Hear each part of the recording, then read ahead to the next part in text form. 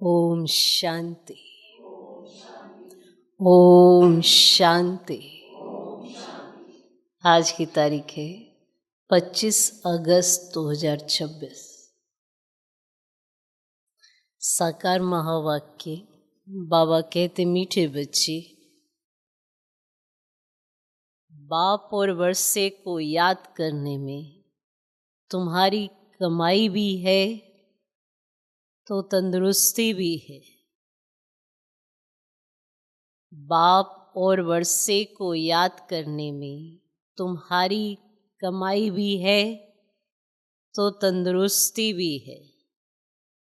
तुम अमर बन जाते हो। तुम अमर बन जाते हो। बाबा कहते, मीठे बच्चे, बाप और वर्षे को याद करने में तुम्हारी कमाई भी है तो तंदुरुस्ती भी है।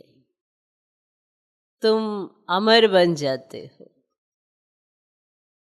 कमाई भी और तंदुरुस्ती भी। तंदुरुस्ती चाहिए, कमाई चाहिए, बाबा को याद करो, वर्षे को याद करो, तुम अमर बन जाते हो। आज का प्रश्न, हृदय को शुद्ध बनाने की सहज युक्ति कौन सी है? हृदय को शुद्ध बनाने की सहज युक्ति कौन सी है?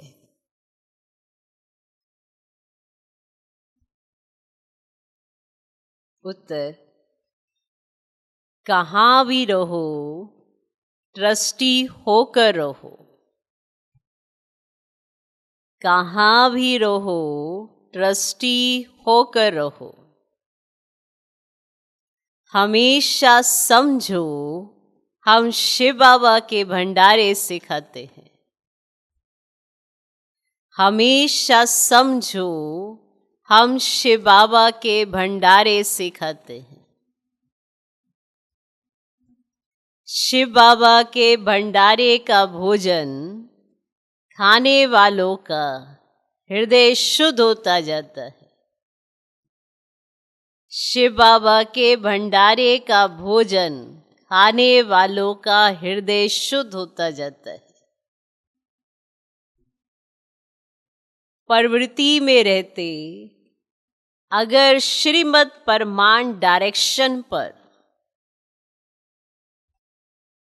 प्रवृत्ति में रहते अगर श्रीमद् परमाण डायरेक्शन पर ट्रस्टी बनकर रहते तो वह भी शिव बाबा का भंडारा है। मन से सरेंडर हैं। प्रवृत्ति में रहते अगर श्रीमद् परमाण डायरेक्शन पर ट्रस्टी बनकर रहते तो वह भी शिव बाबा का भंडारा है। मन से सरेंडर हैं, चाहे वो प्रवृत्ति में रहेंगे। पर श्रीमद् परमाण डायरेक्शन पर ट्रस्टी बनकर रहते हैं तो वह भी शिव बाबा का भंडारा है। मन से सरेंडर है। समझा? हृदय को शुद्ध बनाने की सहज युक्ति कौन सी है? क्या करो? क्या करो? कहाँ भी रहो, ट्रस्टी होकर रहो। चाहे प्रवृत्ति में रहो तो भी ट्रस्टी होकर रहो। तो श्रीमद् परमाण अगर आप चल रहे हैं, डायरेक्शन पर चल रहे हैं, तो आप शिव बाबा के भंडारे से खाते। तो याद रहेगा कि हम कहाँ से खाते हैं? शिव बाबा के भंडारे से खाते। ओम शांति। जन्म जन्मांतर आधा कल्प बच्चों ने सत्संग किए हैं। साधु, संत, पंडित आदि सब मनुष्यों का सत्संग होता है। ये कोई भी मनुष्य का सत्संग नहीं। इसको कहा जाता है रूहानी सत्संग। सुप्रीम रूहों के साथ रूरिहान अर्थात सत्संग करते हैं। सुप्रीम रूहों के साथ रूरिहान अर्थात सत्संग करते हैं।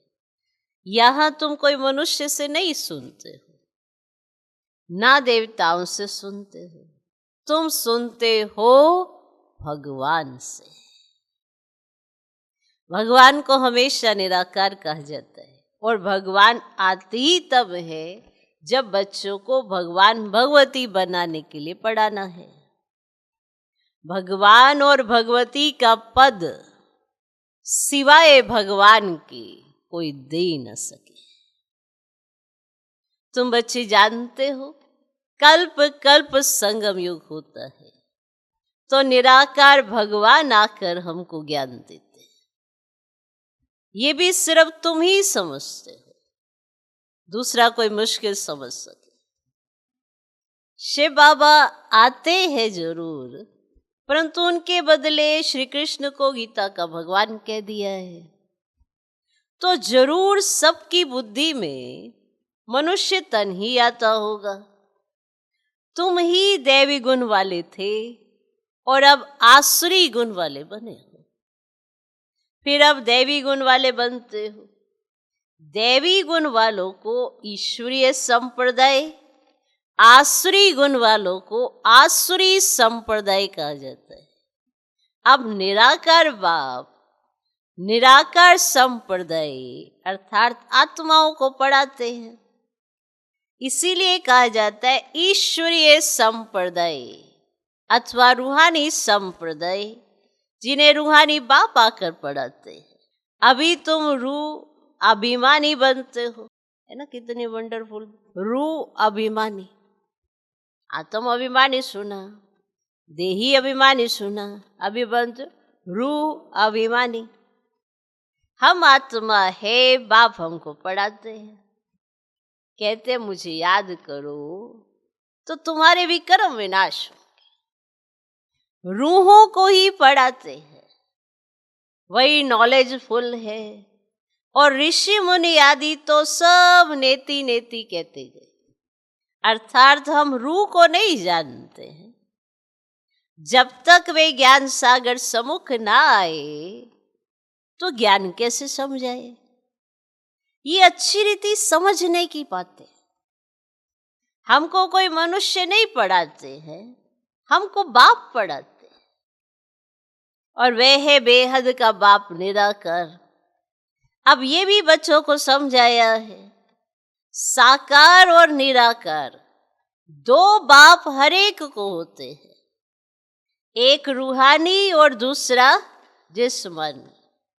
रूहानी बाप ही आकर रूहों को पावन बनाते।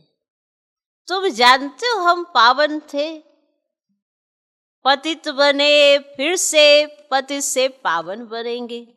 कैसे बनते तो तुम अब जानते हो ना बच्चे। चित्र भी सामने है। बाबा राय देते हैं कि घड़ी घड़ी चक्र के सामने जाकर बैठो तो सारा बुद्धि में ज्ञान आ जाएगा कि हम अभी संगम युग पर बैठे हैं और सभी अपने को कलयुग में समझते हैं। कलयुग को घोर अंधियारा कहा जाता है और अभी तुम हो संगम पर। कहाँ हो? संगम पर। अभी तुमको रोशनी है। सतयुग में फिर तुमको ये ज्ञान नहीं मिलता है। बाप जब आते तब ही घोर सोजरा होता है। ये संगम युग है ही कल्याणकारी युग। इन जैसा युग कोई होता ही नहीं है। जबकि बाप आते हैं और सत्युग को कल्याणकारी नहीं कहेंगे, वहां किसका कल्याण नहीं होता है। कल्याण संगम पर ही होता है और सत्युग में तो है ही कल्याण। संगम पर कलयुग को सत्युग कल्याणकारी बनाते हैं। तो अब तुम्हारा देखो कितना कल्याण होता है। सिर्फ बाप और वर्षे को याद करने में कितनी तुम्हारी कमाई है।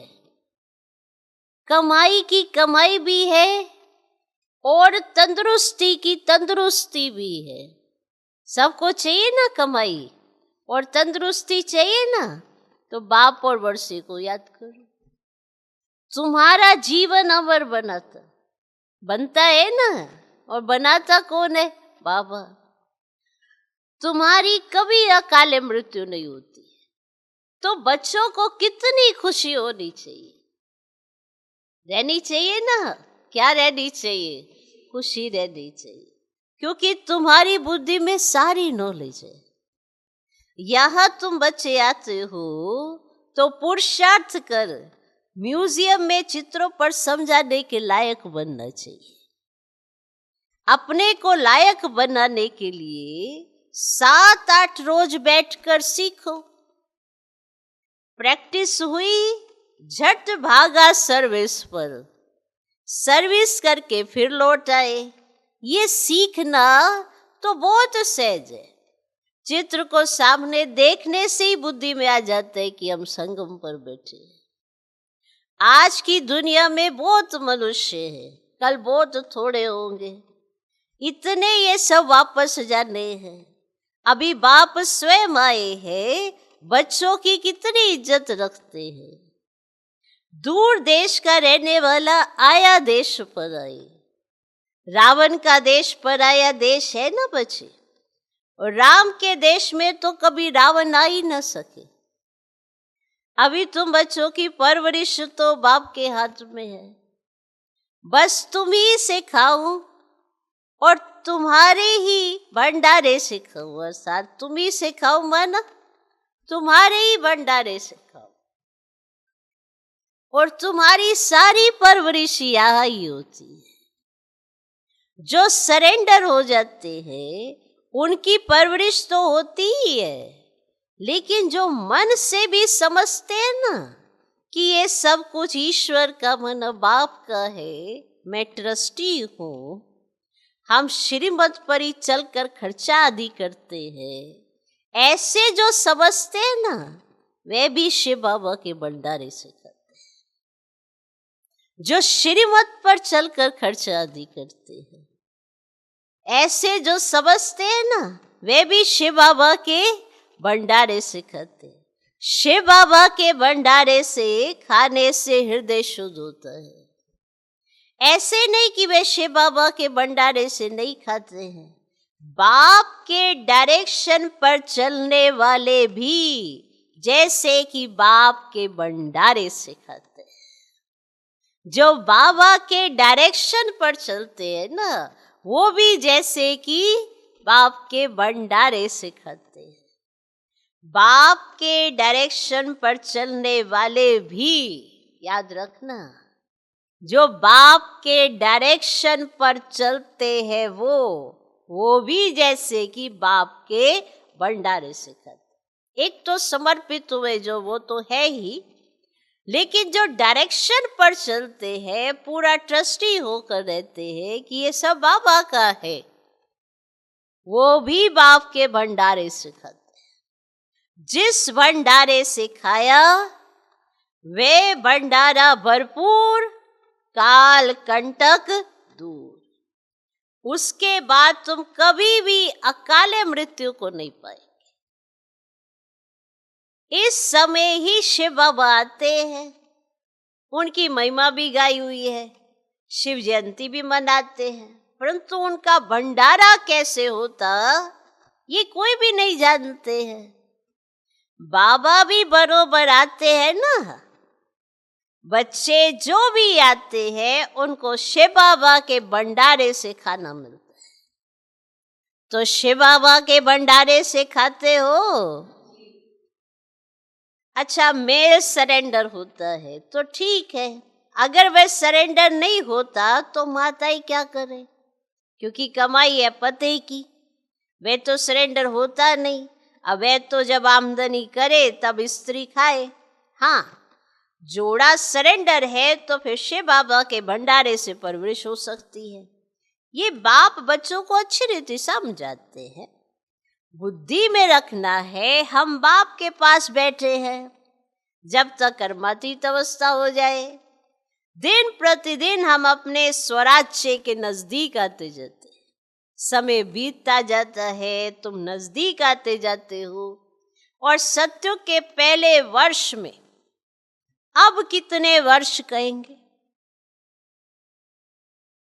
अब कितना नजदीक आ गए हैं। बाप कहते हैं बच्चे अब तुम्हारा 84 का चक्र पूरा होता है, तुमने अब 84 जन्मों के चक्र को जाना है।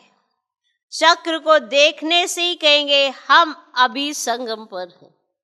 इस तरफ है कलयुग, उस तरफ है सतयुग। कल हम अपने सुखधाम में होंगे, दुनिया को पता ही नहीं है, वह तो बिल्कुल ही घोर अंधियारे में है। तुम बच्चों को बहुत खुशी होनी चाहिए। बेहद के बाप से हम 21 जन्म की कमाई करते हैं, सदा सुख का वर्षा पा रहे हैं, ये खुशी रहती है। स्वर्गवासी बनना ये तुम्हारी ही तकदीर में है। स्वर्ग एक वंडरफुल चीज है। जैसे 7 वंडर्स दिखाते हैं ना, यह तो सबसे बड़ा वंडर है। चित्र भी है वंडरफुल स्वर्ग के। ये लक्ष्मी नारायण स्वर्ग के मालिक थे, इसीलिए बाबा ने लिखा था ऊपर में सूर्यवंशी का लिखो और उसके नीचे चंद्रवंशी का लिखो तो आधा कल्प पूरा हो जाएगा। सूर्यवंशी चंद्रवंशी 1250 वर्ष, तो फिर लाखों वर्ष की तो बात ही उड़ जाए। वहां बाहुबल में कितना खर्चा होता है और यहां शुरू से लेकर अंत तक कुछ भी खर्चा ही नहीं होता। ये तो बाप और बच्चों का हिसाब है, खर्चे की बात ही नहीं।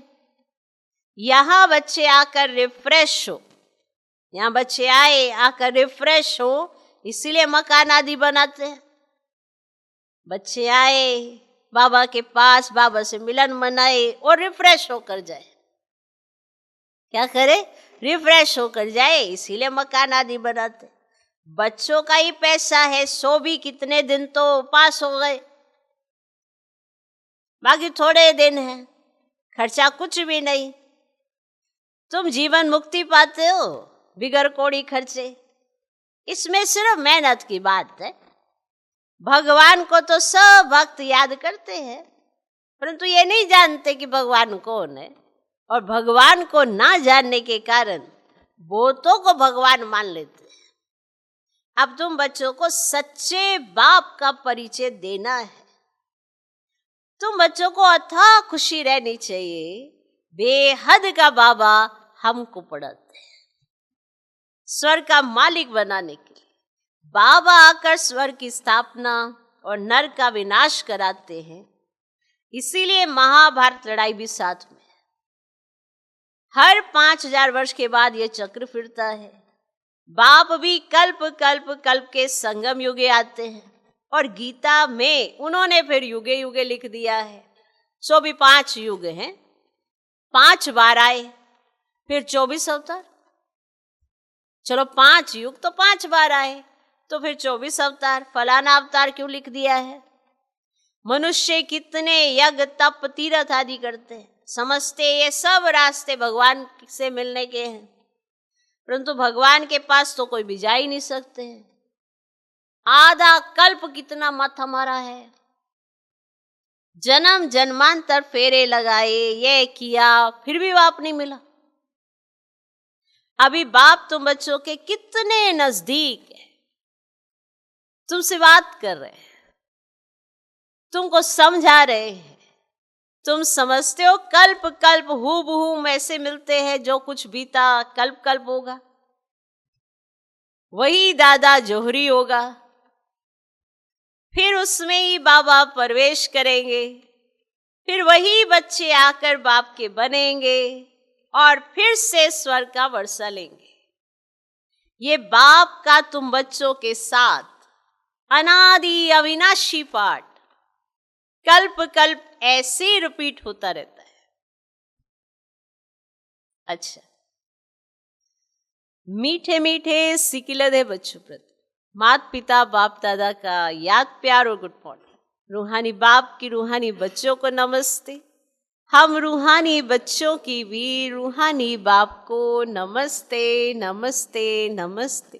Good morning good morning good morning. धारणा के लिए मुख्य सर पहला पॉइंट, ये कल्याणकारी संगम युग है। ये कल्याणकारी संगम युग है। इसमें हर बात में कल्याण है, कमाई ही कमाई है। बाप और वर्षे को याद कर 21 जन्म के लिए जीवन को अमर बनाना है। ये कल्याणकारी संगम युग है।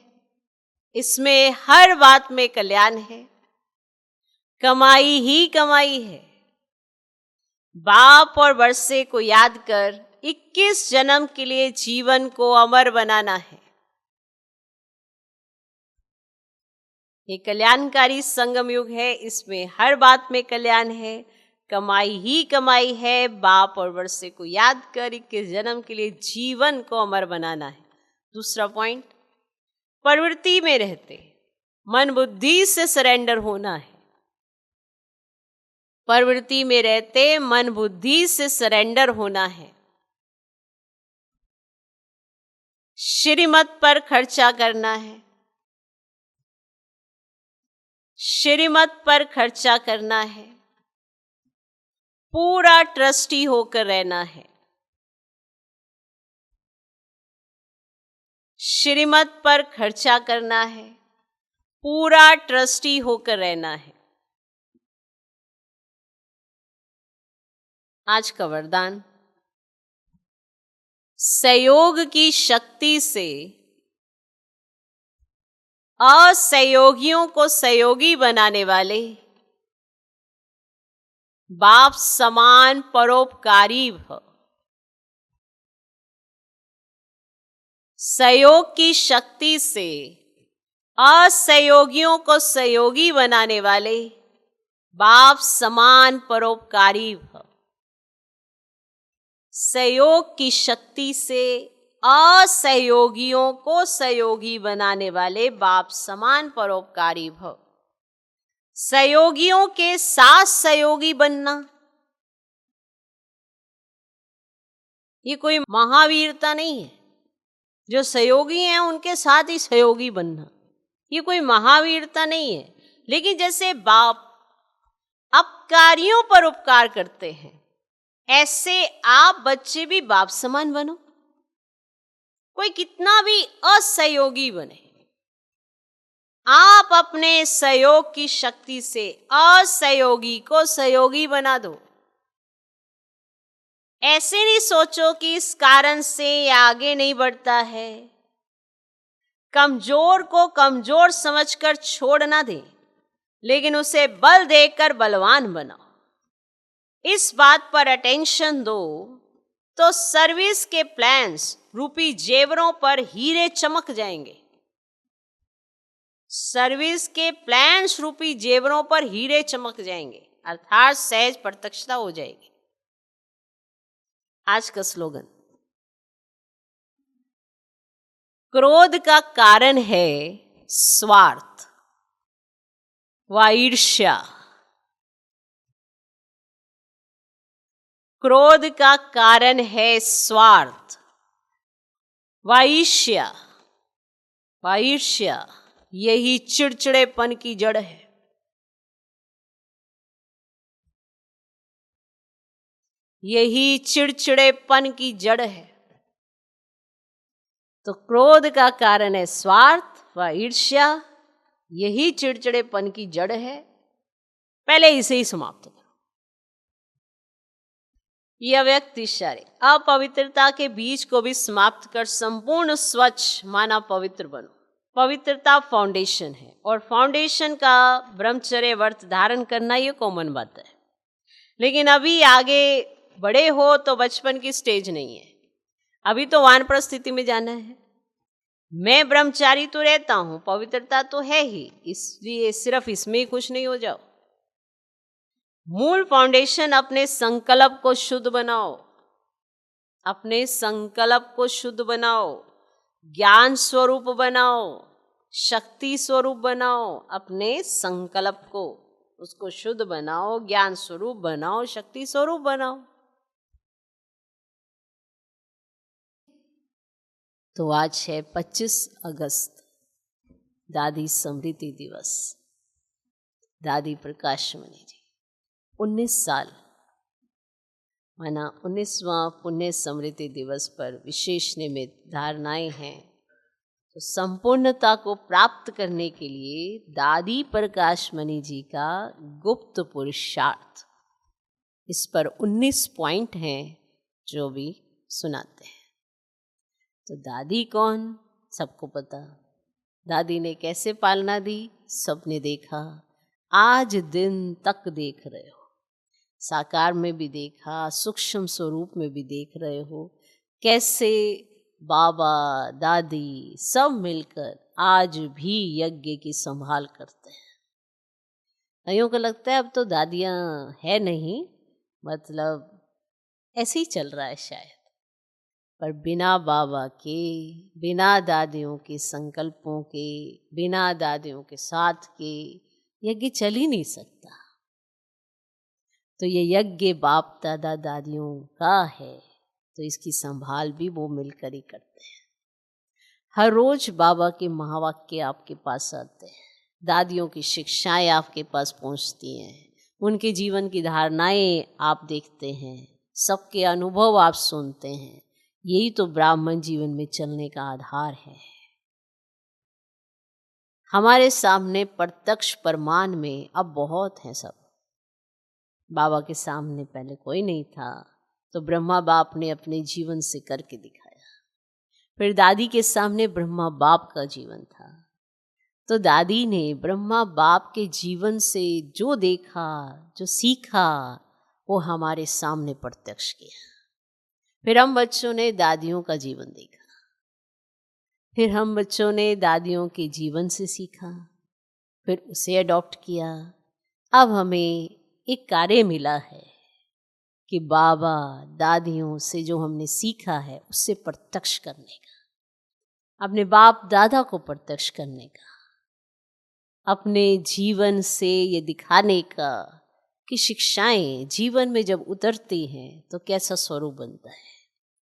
हमने बाबा को फरिश्ते स्वरूप में देखा, दादियों को संपन्न और संपूर्ण होते देखा।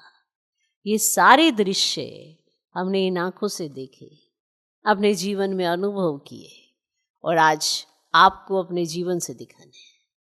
तो सच्ची सच्ची श्रद्धांजलि कहो या स्मृति दिवस पर स्मृतियाँ कहो कि उनके जीवन का प्रत्यक्ष प्रमाण हमारे सामने है। आज हमें शो करके दिखाना है, फिर कल आपको कोई देखेगा। इसीलिए उनका जीवन ऐसा था कि वो ही हमेशा याद रखते थे, जो कर्म हम करेंगे हमें देख दूसरे करेंगे। तो अपने जीवन पर पूरा अटेंशन दिया, इतनी सारी जिम्मेवारियां होते हुए भी no tension, only attention. Attention जरूर दिया पर टेंशन में नहीं आए। चाहे शरीर का भी कुछ हिसाब किताब हो, बाहर के बंधन हो, कितनी सारी परिस्थितियां हो, यज्ञ पर कितने सारे विघ्न भी आए हों, फिर भी निर्विघ्न अवस्था से कैसे दादियों ने इन सब चीज़ों को जीता और प्रत्यक्ष प्रमाण दिया। जब बाबा साकार में, दादियों से ही साकार बाबा भी प्रत्यक्ष हुआ, और फिर जब बाबा अव्यक्त हुआ तो दादियाँ एकदम स्टेज पर आ गई। सबने देखा, सबने ये सोचा अब तो इनका बाबा चला गया है, अब इनकी संभाल कौन करेगा। तो बाप दादा कंबाइंड स्वरूप में दादियों के माध्यम से हम ब्राह्मण बच्चों की आज दिन तक संभाल करते हैं। आज दिन तक हमारे पास परमात्म महावाक्य हैं जिनके आधार से जीवन बनाया जाता है, और दादियों के जीवन को देखकर प्रेरणा लेकर आगे चल सकते हैं। ऐसा दादियों ने हमारे सामने प्रत्यक्ष प्रमाण दिया है। कैसे एक बल एक भरोसा होता है, कैसे निमित्त समझना होता है, क्या निर्माणता होती है, कैसे निर्मल वाणी होती है, सबका प्रत्यक्ष प्रमाण दिया है। कैसे 3 वरदानों के आधार पर दादी ने अपना जीवन बाप समान बनाया, और माँ बाप बनकर हम ब्राह्मण बच्चों की पालना की, और आज दिन तक कर रहे हैं बाबा दादियाँ। तो हम देखें भी, सुने भी और अनुभव भी करें, तब उनके समान बन सकते हैं। संपूर्णता को प्राप्त करने के लिए दादी प्रकाश मणि जी का गुप्त पुरुषार्थ 19वें पुण्य स्मृति दिवस पर निमित्त विशेष धारणाएं। नंबर 1, दादी जी ने सब जवाबदारियां संभालते हुए, एक होती है जिम्मेवारी, एक होती है जवाबदारी। जवाब देना होता है ना। जब हम निमित्त बनते हैं ना, तो हमें अपने से बड़े को जवाब देना होता है, फिर उससे बड़े को जवाब देना होता है। दादी ने बाप दादा को जवाब देना था कि दादी जी ने सब जवाबदारियां संभालते हुए लक्ष्य रखा कि मुझे सर्वगुण संपन्न, सर्व कलाओं में संपन्न, निर्विकारिता में भी संपन्न बन संपूर्णता की मंजिल को प्राप्त करना ही है। ये रहा दादी का गुप्त पुरुषार्थ।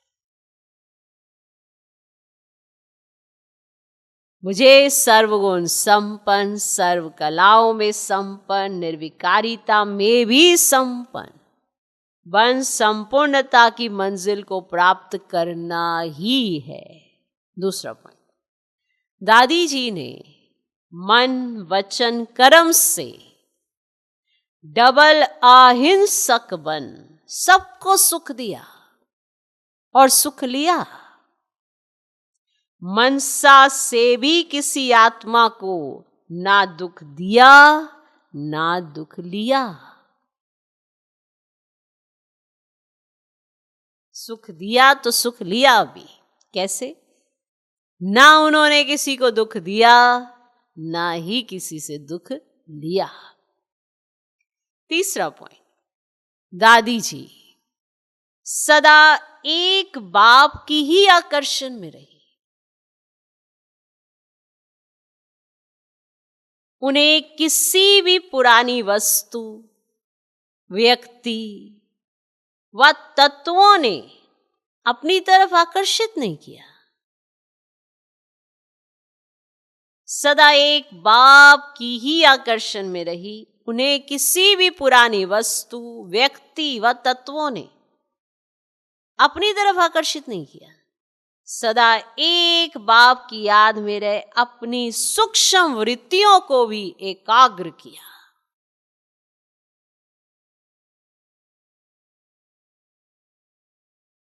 सदा एक बाप की याद में रहे अपनी सूक्ष्म वृत्तियों को भी एकाग्र किया। नंबर 4, सदा साक्षीपन की स्टेज में रहे। सदा साथी के साथ का अनुभव किया। साक्षी तो थी ही, पर साथी के साथ का अनुभव भी किया।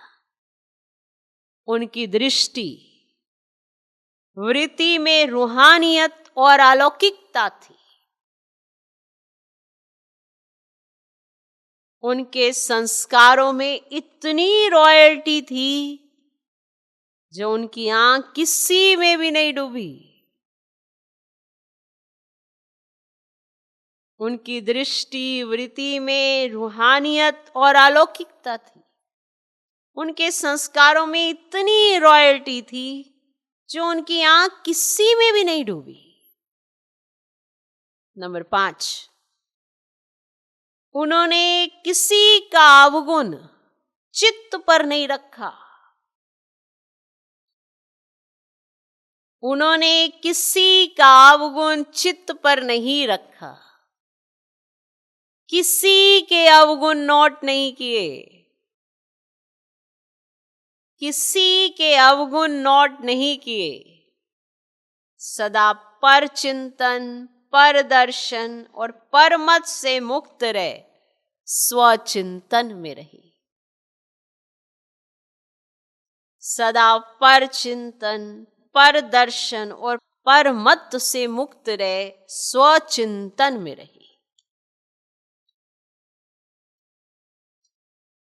नंबर 6, दादी जी ब्रह्मा बाबा के समान सदा निर्माण रही। निराकारी और निरंकारी स्थिति में रहने का अभ्यास किया। सदा स्वयं को सेवाधारी समझा, सदा स्वयं को सेवाधारी समझा, कभी अपनी महिमा स्वीकार नहीं की। किसी ने निंदा की तो घबराई नहीं, और महिमा में खुश नहीं हुई। किसी ने निंदा की तो घबराई नहीं, और महिमा में खुश नहीं हुई। हर बात में अपनी स्थिति समान रखी। ये नहीं निंदा में घबरा गए, खुशी में खुश हो गए, प्रफुल्लित होने लगे, नहीं। हर बात में अपनी स्थिति समान रखी। नंबर 7, बाप दादा से मिली हुई दिव्य बुद्धि की सौगात को संभाल कर रखा। जैसे आपको बाबा कोई सौगात दे, आप संभाल के रखेंगे ना। तो बाप दादा से मिली हुई दिव्य बुद्धि की सौगात को संभाल कर रखा। सदा समर्थ संकल्प की, हर कर्म श्रीमत परमान हो, उसमें जरा भी मनमत व परमत मिक्स ना हो। दिव्य बुद्धि के आधार पर हर संकल्प, बोल और कर्म हो, यही लक्ष्य रख संपूर्णता को प्राप्त किया। नंबर 8, ये दादी का आप गुप्त पुरुषार्थ सुन रहे हैं। नंबर 8, सदा एक बल एक भरोसा, एक से ही सर्व संबंध, किसी तरफ भी झुकाव लगाव नहीं। सदैव भाई भाई की वृत्ति से सबको देखा, और रहम दिल के गुण को धारण कर कमजोर आत्माओं में बल भरा। अपकारियों पर भी उपकार किया।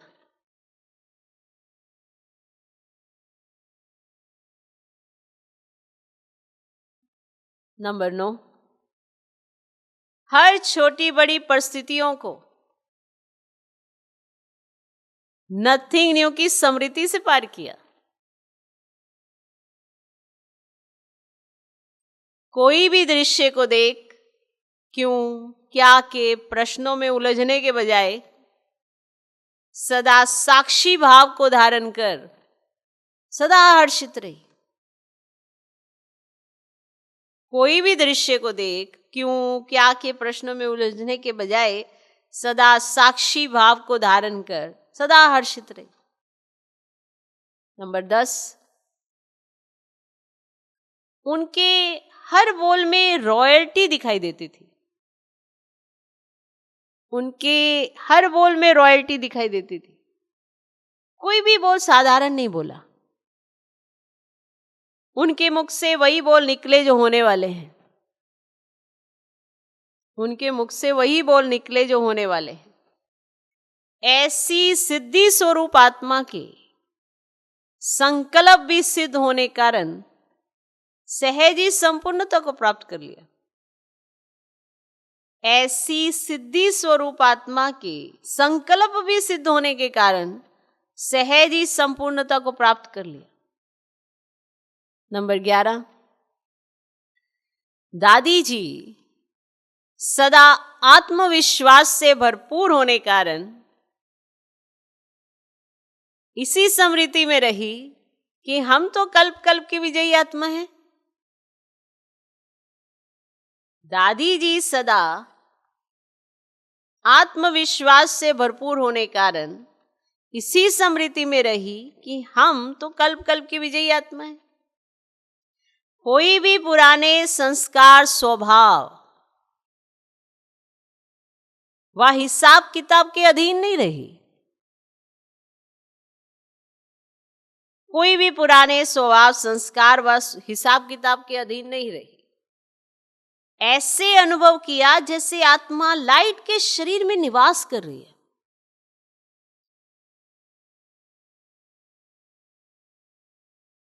नंबर 12, दादी जी की बुद्धि स्वच्छ, साफ आईने की तरह थी। दादी जी की बुद्धि स्वच्छ साफ आईने की तरह थी। वे निरंतर तपस्वी मूर्त होकर सदा यही स्मृति रही कि इस तपस्या से ही विश्व का कल्याण होगा, सुख में संसार आएगा। नंबर 13, दादी जी ने अंतिम समय को सामने देखते हुए सदा स्वचिंतन किया। स्व उन्नति के लिए रोज अमृत वेले बाबा से मीठी मीठी रूढ़ियान की, बाबा के महावाक्यों का गहराई से अध्ययन किया, बाबा के साथ बाबा की मुरली से अटूट प्यार रहा।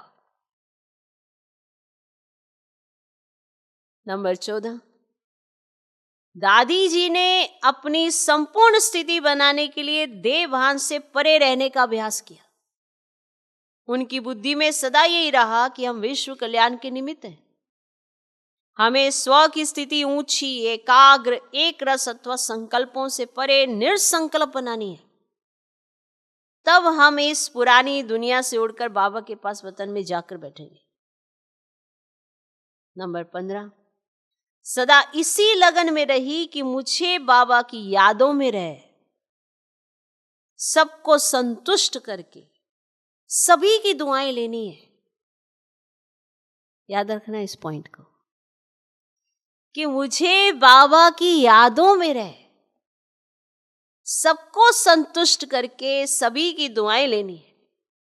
कोई भी आत्मा कभी मेरे से डिस्टर्ब होकर बद्दुआ ना दे,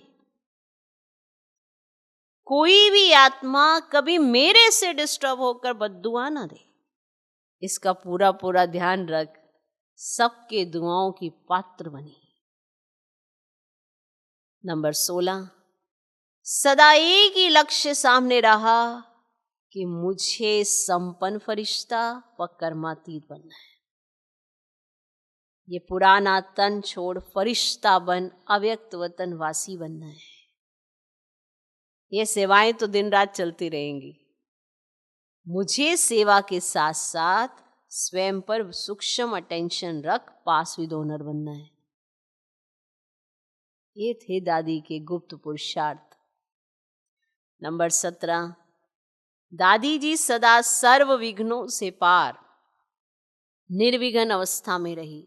एकांत में बैठ अपने आप को सूक्ष्म चेक करके अपनी कमी कमजोरियों को, आत्मा रूपी हीरे के दाग को संपूर्ण समाप्त कर अमूल्य हीरा बन गई।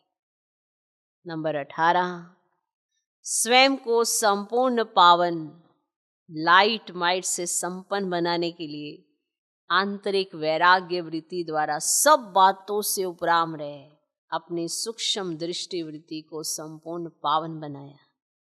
पुराने संस्कारों की प्रवृत्ति को पराजय कर प्रकृति जीत बन बाबा की गोद में समा गई।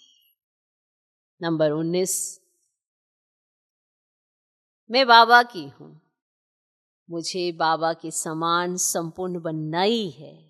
इसीलिए सूक्ष्म देह अभिमान को, स्वयं के संस्कारों को, मान शान व महिमा को, बुद्धि व आदतों को संपूर्ण समर्पण किया और बाप समान बन अव्यक्त वतन वासी बन गई।